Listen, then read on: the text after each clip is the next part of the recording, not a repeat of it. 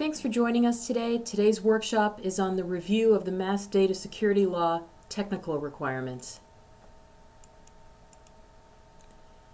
Our workshop mission is to help you get more from the technology you already have and also introduce you to new technologies you need to know about. Our goal is to help you grow your business and protect your business as it relates to technology.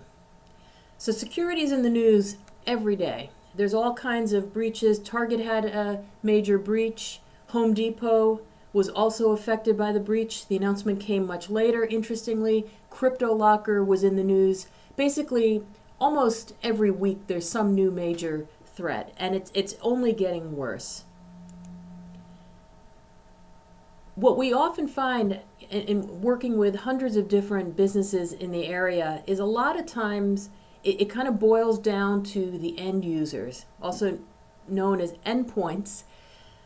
There's a report by Bromium Research that said 75% of respondents said that end users are the biggest security problem.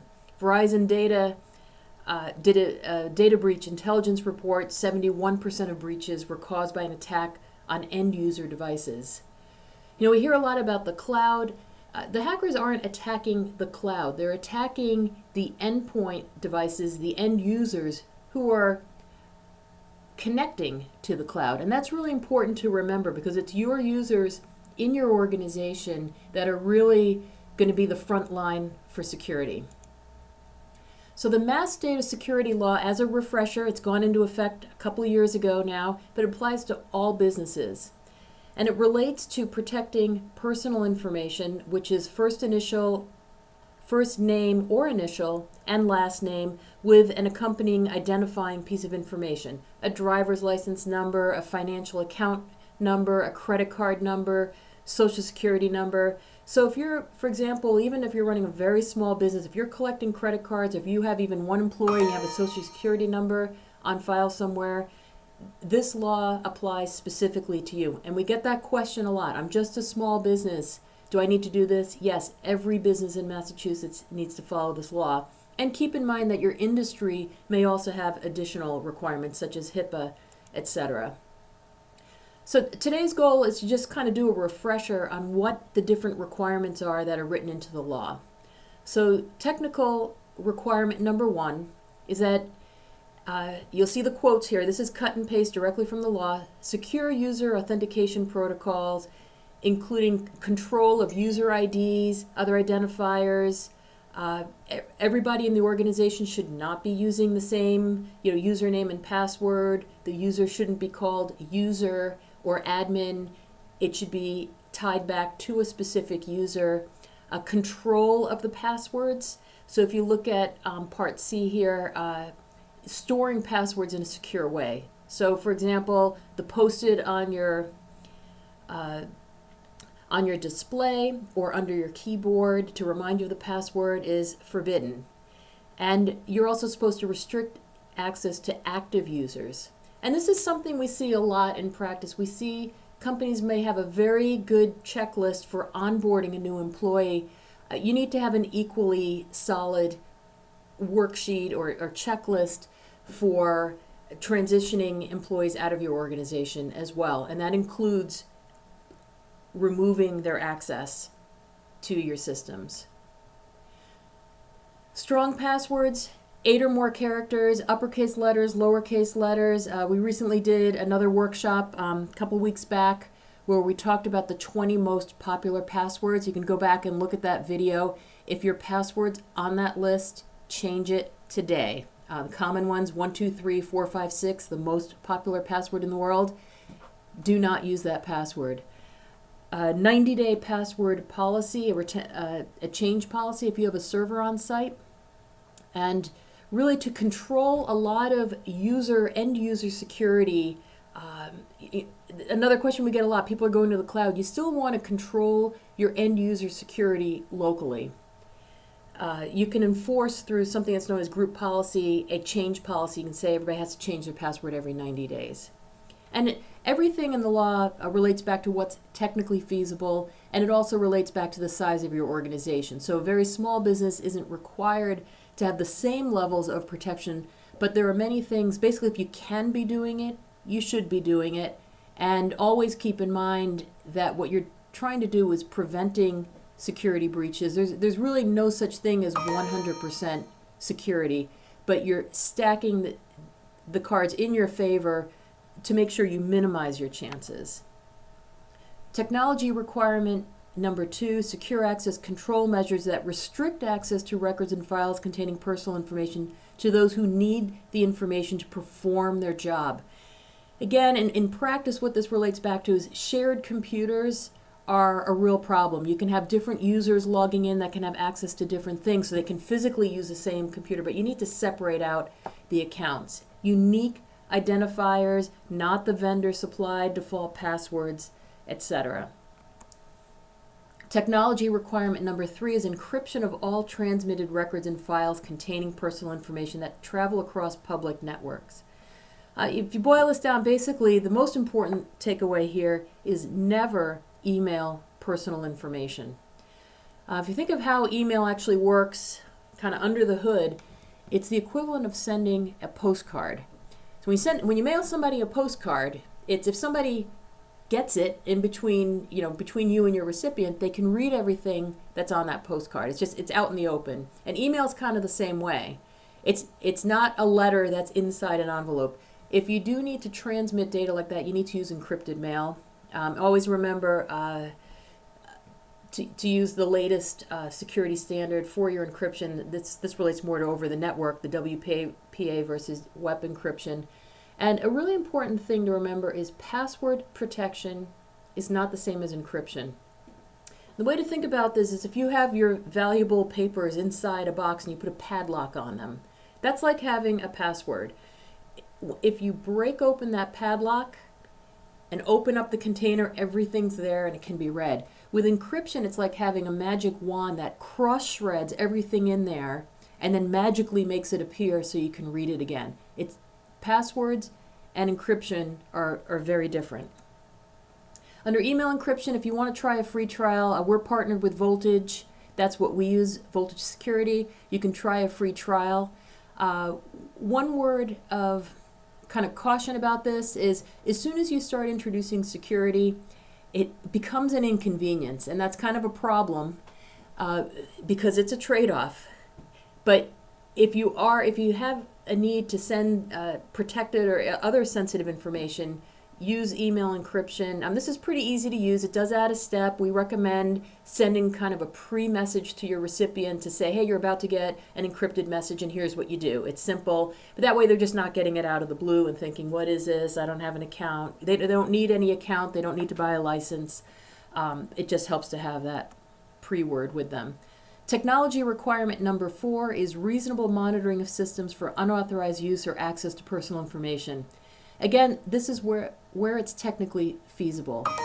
We highly recommend that businesses maintain a server with Active Directory to maintain their local security. Then you can review logs and you can actually see who's connecting to what systems. A lot of time, your line of business application will also allow you to review logs, failed logins, and stuff like that. If it is possible, you do need to do it. You need to come up with a simple protocol to do it. Technology requirement number 5 is encryption of all personal information stored on laptops or other portable devices. Newer laptops have hard drive encryption built in. That needs to be set up. It's where it's technically feasible. We're fans of TrueCrypt. We have been for a long time. It's open source. There's been some controversy around that recently. PGP is the commercially available software. You need a license for each user for this. Question we get a lot, do all portable devices need to be encrypted? Yes, wherever it's technically feasible. And then keep in mind things like DVDs, the portable hard drives. Now you can get a terabyte hard drive at a relatively low cost. Your flash drives, they should all be encrypted. And very importantly, you must remember what the encryption key is.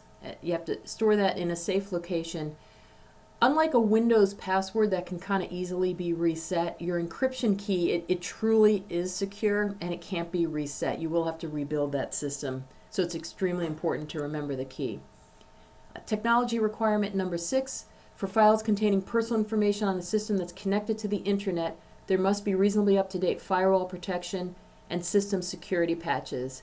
So all kind of the boring stuff, Microsoft, Patch Tuesday, Adobe updates, they're actually required by law in Massachusetts.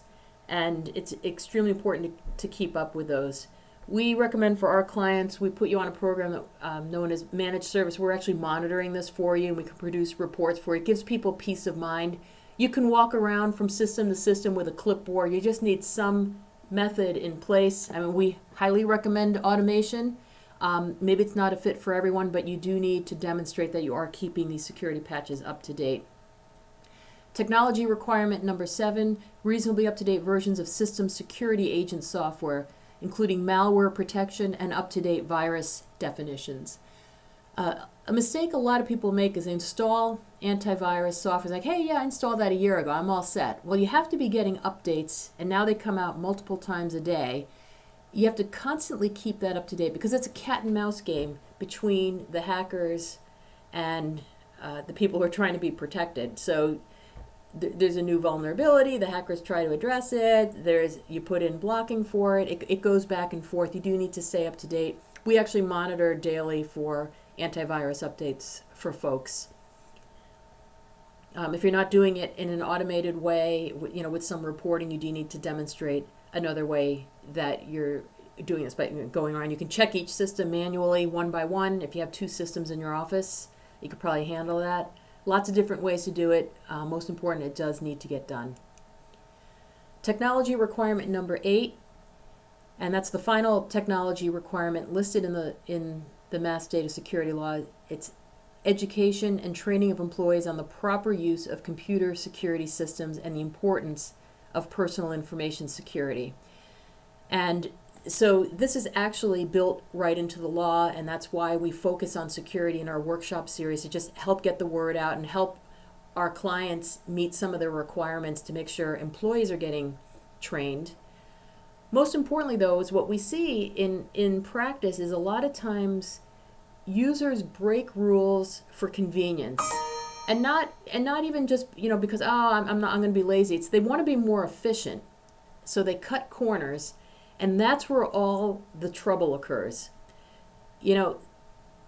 We've seen all kinds of things over the years. Sometimes people use shared passwords, like we kept having lockouts, so we just made everybody the same username and password. Hey, and our password is password, so we can remember it. It's things like that where people are trying to be efficient, where they're missing the point on security and actually putting the business at great risk.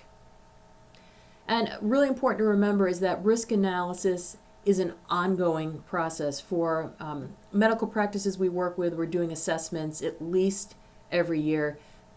Your business will change, your technology changes all the time, and that's why it's so important to keep up with the education and remember those endpoints. So things to think about to wrap up here. The Mass Data Security Law requires a written information security plan, commonly known as the WISP. If you don't have one, get one in place. It can be short and sweet. It could be 1 page. It basically just says that you are doing all the things that are required by the law, and just a quick documentation. You don't need to write paragraphs and pages about how you do this, but just a minimum document that acknowledges that you have a security officer, that you're doing these different things. We talked today about the technical requirements. The whole law is about 4 pages long. It's not much to read. We can send you a copy. There are some physical requirements too around locking file cabinets, etc. But you do need a written plan that says, yep, this is what we do. So things to think about. The big trend in the industry is bring your own device, BYOD. People are bringing in their iPhones, their iPads to work. This is great. People then will use those devices, to catch up on email later on. But think about your policy, because now all of a sudden you have devices not under your control that are on your network. How are you handling that? Are they allowed on the network or are they not allowed on the network? Are you going to have a guest network? Are you enforcing antivirus updates and all the things that you need to do on those different devices? Are you enforcing, through mobile device management, encryption of those devices? And kind of the new buzzword out there is BYOA, it's bring your own app. Each of these devices can have 10, 20 different apps on it that are connecting to the internet that you may not know about. Log Me In has a new tool that looks really great for just looking at every app on your network that's connecting to the internet. So that's how, times change, and people didn't have all those personal devices a couple years back. Now they do.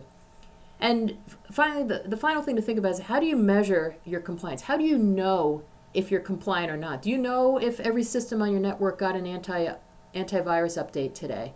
And that's a thing, we're constantly advising folks to get on some sort of managed monitoring plan. You need to have a way to measure and know if you're compliant or not. And if you're not, an action plan to remediate. So thanks everyone for joining us.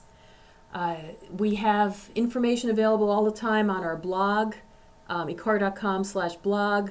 We're on Twitter, IkaruIT. We're on Facebook, Ikaru.